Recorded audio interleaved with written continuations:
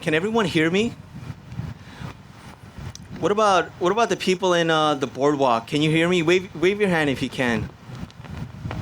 Wow, that's amazing. Special thanks to our amazing staff for setting up all the sound and all the setup, the altar. It's the musicians. It's really amazing. In the gospel, Jesus begins his sermon by saying, "Do not be afraid any longer, little flock." Have you ever heard that before? Yeah, all the time, right? Jesus in the Gospels, he says it numerous times. And God, throughout the entire Bible, communicates this same message: do not be afraid, over and over again. How many times exactly does he say this? 365 times. Once for each day of the year. You think that's a coincidence? Definitely not. And I think it's easy to think that this message is only for the great figures in the Bible. But it's God's message for all of us too. So, have you ever heard God say to you in a personal way, "Do not be afraid"? If not, then this moment at this Mass is the perfect time, because He's inviting you to trust in Him and His plan for you. And God calls us out of our comfort zones to follow Him in a once-in-a-lifetime adventure of holiness and love. So what prevents us from following Christ? Yeah, fear. Fear is a big obstacle, which I think is why God has to keep reminding us over and over again, don't be afraid. And notice what else Jesus says too. He calls us little flock. We're His flock. We're His sheep. Like Jesus is the good shepherd, and He takes care of us. You know, it's so reasonable and practical to have faith, to trust in God. It's so unreasonable, foolish, and impractical to distrust God. And that's the devil's strategy. And it started in the Garden of Eden. So if fear prevents us from following Christ, then what's the opposite? What's the opposite response? What allows us to follow Christ? It's faith, right? This is the major theme in today's readings, especially our second reading. Faith casts out fear. Faith enables us to do great things like Abraham and all the saints. You know, what are we afraid of?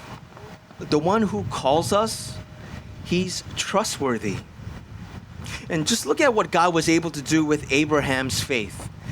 His descendants became as numerous as the stars in the sky and countless as the sands on the seashore. You know, what beautiful imagery, like one we can definitely relate to, being right here on this beach. Through faith, we can and should give our yes to God and follow Christ. But notice how God never promised that it would be easy. He never promised that a life of discipleship would be smooth sailing.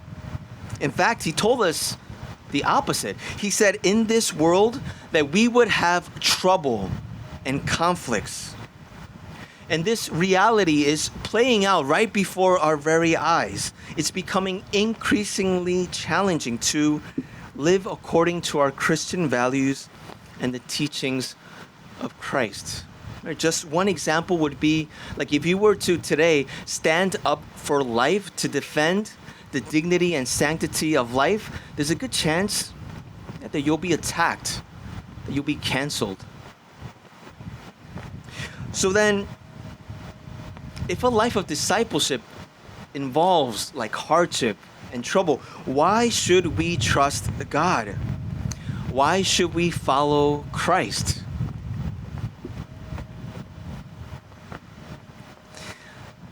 I remember as a teenager, I went to summer camp, and this camp was by a lake,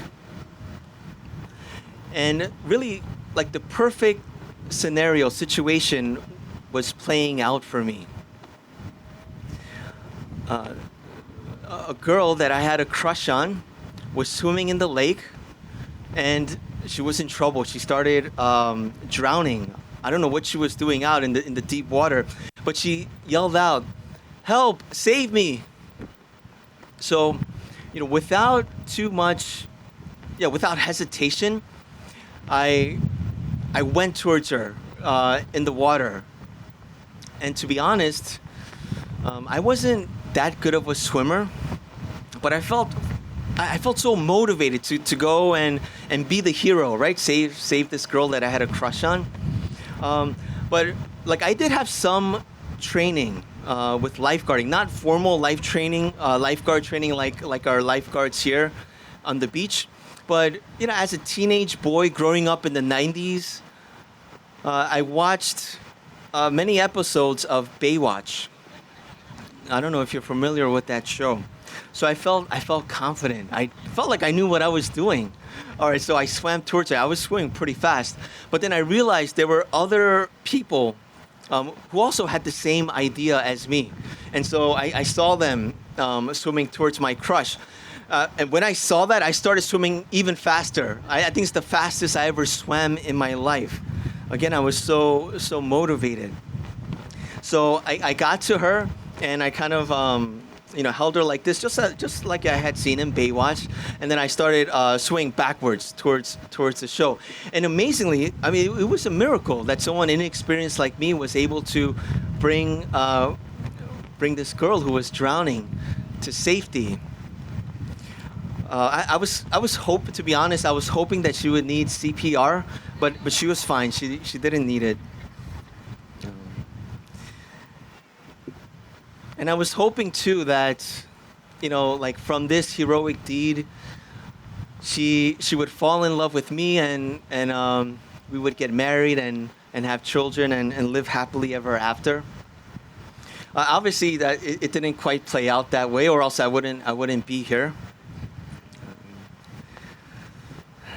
But think about this. If my teenage self was so motivated to jump in the water to save my crush without calculating the cost, how much more willing is God, who is love and who loves us beyond all measure, to save us when we call out to Him?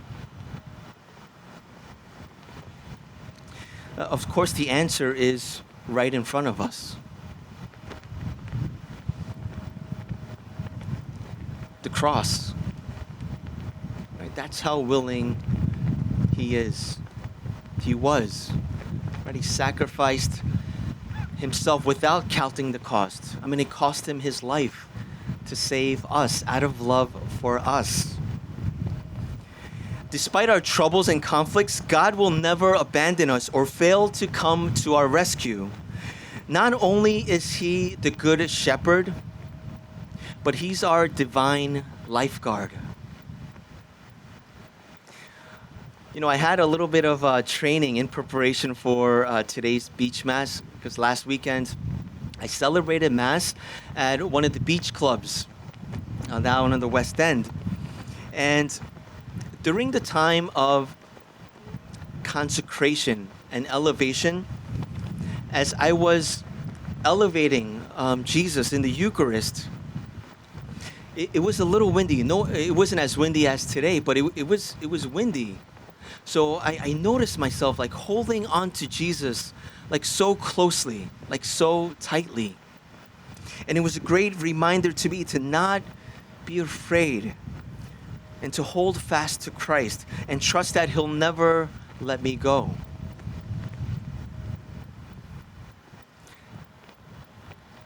So when we receive communion today, because of these windy conditions, it's just a reminder. I know you know this, you hear this at every Mass, just to exercise special caution and reverence when you're receiving Jesus in the Eucharist. Yeah, hold on to him tightly. Don't let him go. Listen. Do you hear that? God is saying to each of us personally, don't be afraid. So let your faith be greater than your fear.